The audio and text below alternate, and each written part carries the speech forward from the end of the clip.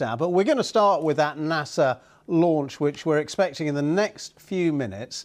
Now, let's explain what it's all about. Trapped under its icy surface, this moon of Jupiter could be a vast ocean with double the amount of water on Earth, leading some scientists to believe it could be home to life. In a few minutes, a spacecraft is expected to blast off from Florida on the hunt for those signs of life on one of Jupiter's moons. It's named Europa. These are pictures live from Cape Canaveral. We're going to be speaking to the space engineer, Dr. Adam Baker, and also in the studio we've got our science correspondent, Pallab Ghosh. Adam, first of all to you, just explain how difficult is this mission? Hello, good to be here.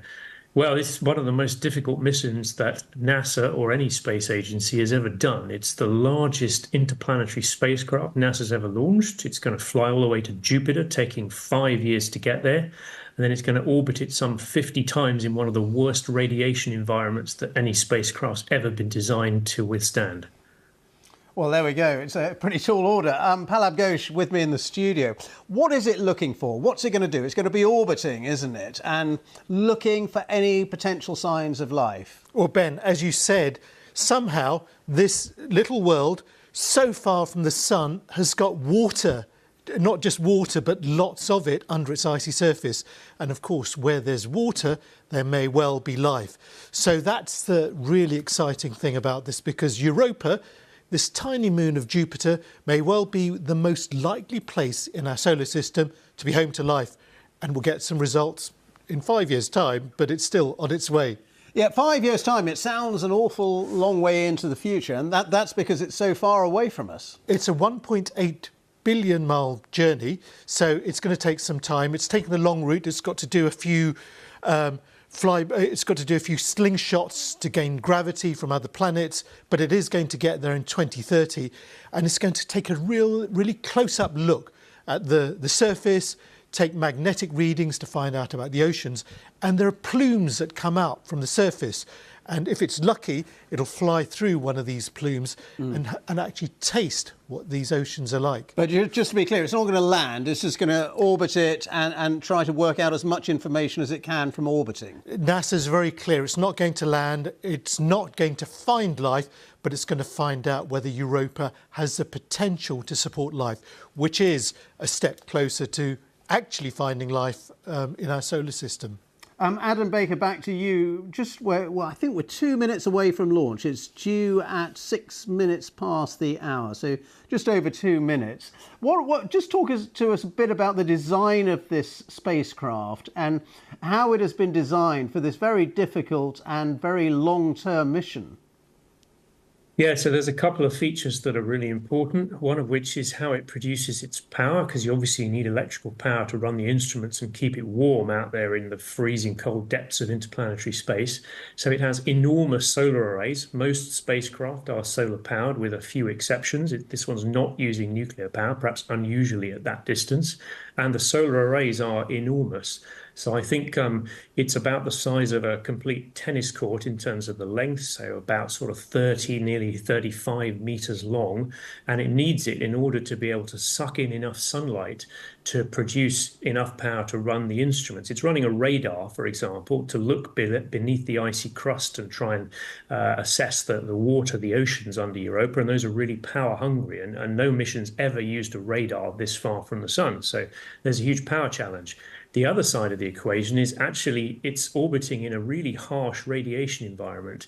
Jupiter, like the Earth, traps energetic particles around it because of its strong magnetic field, and the spacecraft has to fly through these time and time again. In fact, it's not in orbit around Europa. It's taking multiple kind of close passes, but spending most of its time at a relatively safe distance from Jupiter. That said, it still needs to contain its sensitive electronics, the computers, the data recorders, in in what they call a vault made of a thick layer of aluminium alloy, which makes the whole spacecraft much heavier, especially when you consider you have to throw it from Earth to the other side of the solar system. So power and weight are two of the real key challenges the designers have to face. And it ends up weighing about nearly 6 tons, which is a huge spacecraft to, again, throw to the other side of the solar system. That's why they need SpaceX's, well, second biggest rocket, not the biggest after the launch the other day, but second biggest rocket to get there. Okay, Adam, thank you. We're just going to listen into the launch then from Florida. Let's look at the launch to travel to Europa to study the Jupiter moon. 6, 5, 4, 3, 2, 1. Ignition. And liftoff. Liftoff of Falcon Heavy with Europa Clipper, unveiling the mysteries of an enormous ocean lurking beneath the icy crust of Jupiter's moon, Europa. Engine chamber pressures are nominal. You see that the chamber pressures are nominal as we hear. All 27 Merlin engines look great. Rocket beginning to roll. Putting down 5.1 million pounds of thrust.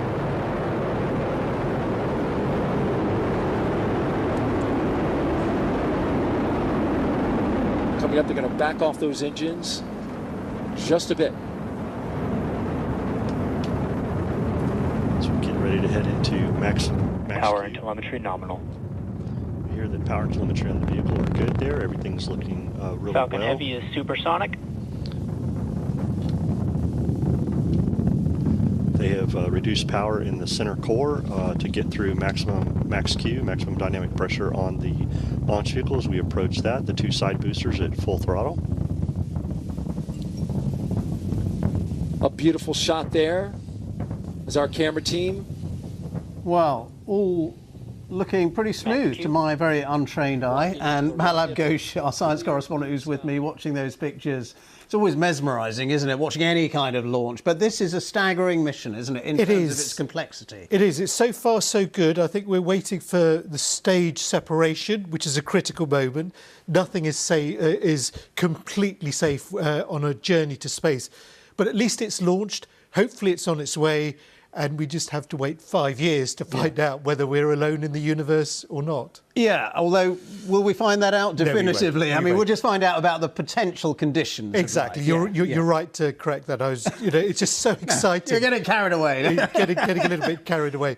But Europa is, 630 million kilometres from Earth. It's an awfully long way away. And I was talking to a scientist earlier who was saying we've spent a lot of time concentrating on Mars in recent years. Does this amount to a sort of new departure, do you think, in some ways? Well, it does. And there's a bit of a war going on between planetary scientists, those that are obsessed with Mars and those that have said, look, we've got all these water worlds in the outer reaches of the solar system, so why are we keeping going back to Mars and doing the same, in their view, similar experiments and doing lots of geology where there's very little water on Mars? So they seem to be gaining the upper hand with this mission. There's plans for another mission to Uranus, which also has water. We have already got a European mission to some of the other moons of Jupiter. So it seems like the outer solar system, the moons, may well be more likely to have life now rather than Mars, which maybe once had life. And this Jupiter moon has, as you were saying earlier, an awful lot of water. Way more water than we have on Earth. Twice as much. And it seems strange. Why should something so far away that's got ice on its surface have water? Now, the reason is that Jupiter, it's the biggest planet in the solar system, and it has powerful gravity, and it stretches and squeezes the moon. And so it's that movement that means that it's got a layer of water in between, and its core might provide the heat and nutrients for life to exist. And that is what the Europa Clipper mission is going to try and find out with its 49 orbits in 5 years' time. Palab, thank you. Back to Dr. Adam Baker, space engineer, who is watching that launch with us. Well, as we said, it was seemed to be a pretty smooth launch, Adam. But this is a really, really challenging space mission, isn't it? Yeah, that's right. That said, they've probably got the world's most experienced company doing the launch. This is SpaceX. You've done hundreds of Falcon 9 launches. This is, I think, the 11th Falcon 9 heavy launch. And as we saw the other day, they're trialing their new rocket, the Starship, which will be even bigger. So if anyone can pull off the delivery and get Europa Clipper there in one piece, it will certainly be SpaceX. Do you think the odds are on it being successful and coming up with some of those answers that Palab was saying that they're really looking for? I think it's pretty likely. If it gets through the early phases of the launch, which are probably the most risky, then actually it's a pretty quiet journey for the next 5 years, and they'll have most of the critical systems switched off. They'll turn it on from time to time to check it, and it'll come past Earth once or twice, and they'll get some signals from it then. I think that the next risky phase where things could go wrong is likely to be when it goes into Jupiter orbit. There's a Jupiter entry part where it's got to slow down enough to be captured by the giant planet's gravity, and then it'll go into this slow 49 orbit sort of dance, as Palab was talking about. So we'll have to calm ourselves down, find something else interesting to look at in space for the next 5 years and wait for that. So it's probably going to be pretty dull from now on. I'm sure we'll find something to talk about and think about. Adam Baker, thank you so much, the space engineer and also our science correspondent Palab Ghosh, talking us through that spectacular